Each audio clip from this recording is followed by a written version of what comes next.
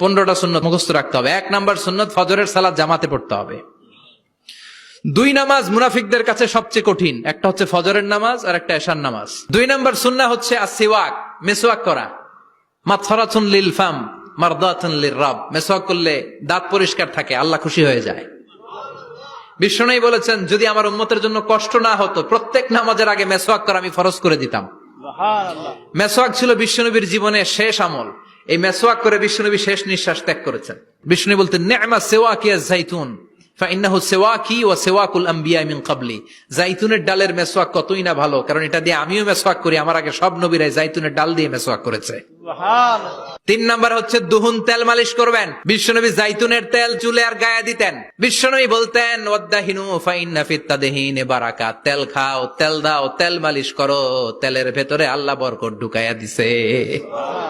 4 নম্বরে আত্তিব, জুমার দিনে সুগন্ধি লাগিয়ে যাওয়া সুন্নাত।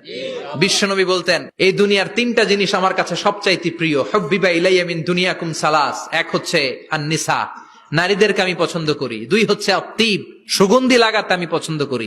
বিশ্বনবীরে কেউ সুগন্ধি হাদিয়া দিছে, বিশ্বনবী নেয় নাই, এরকম কোন ঘটনা ঘটে নাই। আল্লাহু আকবার। আবার বিশ্বনবী বলতেন আরবাউন মিন সুনানিল মুরসালিন, 4টা সুন্নাত সব নবীদের সুন্নাত। 1 নম্বরে আল হায়া মানে লজ্জা। আরেক বর্ণনা এসেছে আল খিতান মানে সুন্নাতে খাতনা, এটা সব নবীদের ছিল। আর সেওয়াক, সব নবীরা মেসওয়াক করেছেন। আত্তিব, সব নবীরা আতর লাগিয়েছেন। আর নিকাহ, সব নবীরা বিয়েও করেছেন। চিল্লায় পড়েন আল্লাহু আকবার। আল লিবাস আহসানা সিয়াব, সুন্দর জামা পরা, নট নেসেসারি যে নতুন জামা হতে হবে। পুরাতন জামাও ধুয়ে আয়রন করে পরলে একটা সৌন্দর্য আছে না নাই? ইন্নাল্লাহা জামিল ওয়া ইউহিব্বুল জামাল, আল্লাহ নিজে সুন্দর, সৌন্দর্যকে আল্লাহ পছন্দ করেন। এরপরে ইকসারুস সালাহ আলান নবী, বিশ্বনবীর উপর বেশি বেশি দুরূদ পড়া।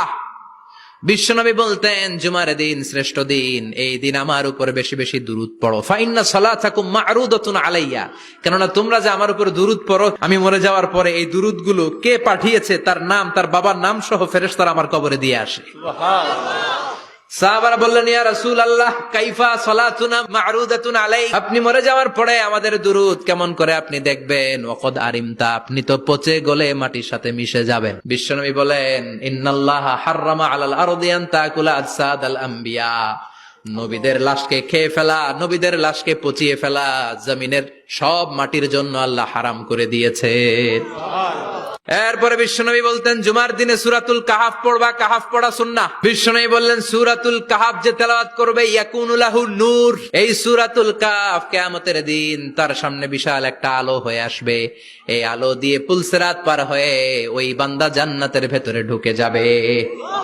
আবার বিশ্বনবী বলেন যারা সূরাতুল কাহাফের প্রথম 10 আয়াত তেলাওয়াত করবে জুমার দিন, শেষের 10 আয়াত যারা জুমার দিন তেলাওয়াত করবে, দাজ্জালের ফিতনা থেকে তাদেরকে মুক্ত রাখবে কে? এরপর আত-তাবকির ইলাল মসজিদ, মসজিদে আগে আগে যাওয়া সুন্নত। আগে যিনি যাবে উনি কি পাবে? তারপরে গরু, তারপরে বকরি, তারপরে মুরগি, মুরগির পরে ডিম না আন্ডা? আন্ডা। আল মাশিউ আলাল ইকদাম, বিশ্বনবী বললেন হেঁটে হেঁটে জুমার নামাজে যাওয়া সুন্নাহ। প্রতি কদমে কদমে আমলনামায় সওয়াব দিয়ে দিবে কে? এরপরে বিশ্বনবী বললেন আদামু তাখাত্তি রিকাবান নাস, মানুষের ঘাড় ডিঙ্গিয়ে সামনে না যাওয়া সুন্নাহ। অনেকে জুমার দিন আসে সবার শেষে বসতে চায় সামনে, এরকম ডাকাইত আছে না নাই? বিশ্বনবী জুমার খুতবা দিচ্ছেন, হঠাৎ এক সাহাবী সব সাহাবীর ঘাড় ডিঙ্গিয়ে ডিঙ্গিয়ে সামনে আসতেছে বুলেটের মতো।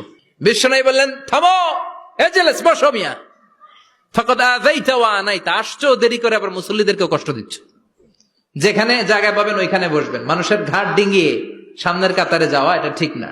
এরপরে বিশ্বনবী বললেন দুখুলুল মসজিদে রাকাতাইন, জুমার নামাজের দিন মসজিদে ঢোকার পরে 2 রাকাত পড়া সুন্নত। কয় রাকাত? 2 রাকাত।